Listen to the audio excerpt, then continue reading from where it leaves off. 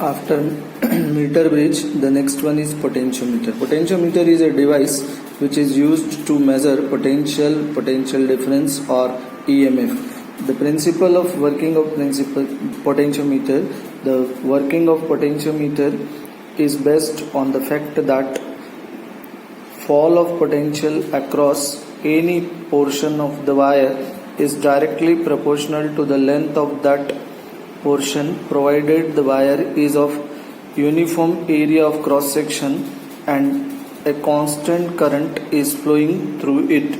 For the principle of potentiometer, we are drawing a circuit diagram. In this circuit diagram, this is AB is the potentiometer wire, which is generally of 10 meter length. This is a battery, this is the key, this is the rheostat. Rheostat means variable resistance. This is a primary cell and this is the galvanometer. We have supposed the EMF of the cell is E, potential difference is capital V, the total length of the potentiometer wire that we have supposed capital L, and the length of the balance point is small l. The potential gradient is rho.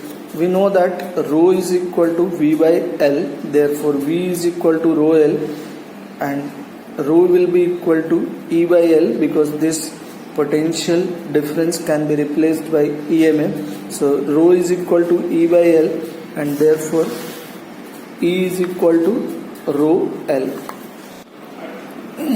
Today we are comparing the EMF of two primary cell by potentiometer, or it can be written E1 upon E2 by potentiometer. For that, the circuit diagram is this one. This AB is the potentiometer wire, this is the battery, this is the key, and this is the rheostat.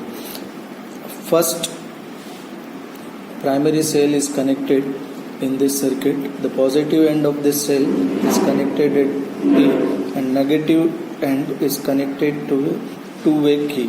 The second primary cell is connected here. Its positive end is connected to point A and negative end is connected to a two-way key. This is galvanometer. Now, for the derivation of the formula, we will suppose EMF of cells is E1 and E2, potential gradient is rho, length of balance point for the first cell is equal to L1, and length of balance point for the second cell is L2. By principle of potentiometer, we know E is equal to rho L, therefore E1 is equal to rho L1 and E2 is equal to rho L2. This is equation number 1, this is equation number 2. Now equation 1 is divided by 2, so E1 upon E2 is equal to rho L1 upon rho L2. This rho and rho cancel, so therefore we will get E1 upon E2 is equal to L1 upon L2. Today we have to find the internal resistance of a cell by potentiometer. For that, the circuit diagram is this one. Here this AB is the potentiometer wire, this is the battery, this is the key, this is the rheostat. A primary cell whose internal resistance is to be determined, it is connected in the circuit. The positive terminal of the cell is connected to point A and negative terminal is connected to galvanometer. A resistance box is connected parallel to the primary cell, and then for the formula derivation we will suppose EMF of the cell is equal to E, potential difference is equal to V, potential gradient is equal to rho, the length of balance point without any external resistance is equal to L1, the length of balance point with external resistance is L2. Then by principle of potentiometer, E will be equal to rho L1 and V is equal to rho L2. This is equation number 1, this is equation number 2. But we know the formula for internal resistance, small r will be equal to capital R into P upon V minus 1. Now substitute the value of E and V from equation 1 and 2, then we will get small r will be equal to capital R rho L1 upon rho L2 minus 1. This rho and rho cancel, so the formula for the internal resistance is small r is equal to capital R L1 upon L2 minus 1. This is the heating effect of electric current. Actually there are three effects of electric current. The first one is this one, heating effect of electric current. Whenever the electric current is passed through a conductor, it becomes hot after some time. This indicates that electric energy is being converted into heat energy. This effect is known as heating effect of electric current. For calculating the amount of the electric energy that is converted into heat energy, we are using this formula. V is equal to W upon Q. You remember this formula? It was derived in second chapter. So potential is equal to work upon charge. So work will be equal to charge into potential. W is equal to Q into V. But you know Q is equal to I into T. Therefore W is equal to V into I into T.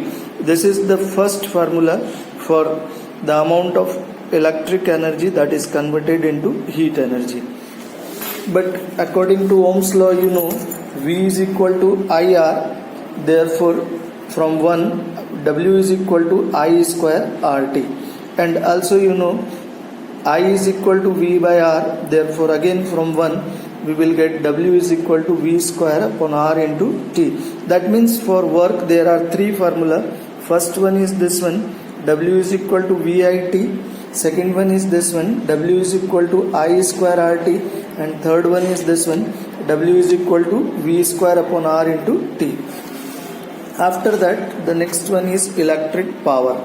The rate at which electric work is done is called electric power. As you know, power is equal to work upon time. So from equation 1, 2 and 3 we will get three different formula for the work. The first one, power is equal to VIT upon T. This T and T are cancelled. So therefore P is equal to V into I. This is the first formula for the power. Second one, P is equal to I square RT upon T. So this T and T is cancelled. So we will get P is equal to I square R. And the third one, P is equal to V square upon R into T upon T. This T and T cancel. So we will get power is equal to V square upon R. That means for power there are three formula. P is equal to VI, P is equal to I square R, and P is equal to V square upon R. After electric power, the next one is electric energy. The total electric energy supplied by the source of EMF in maintaining the current in an electric circuit for a given time is called electric energy consumed in the circuit.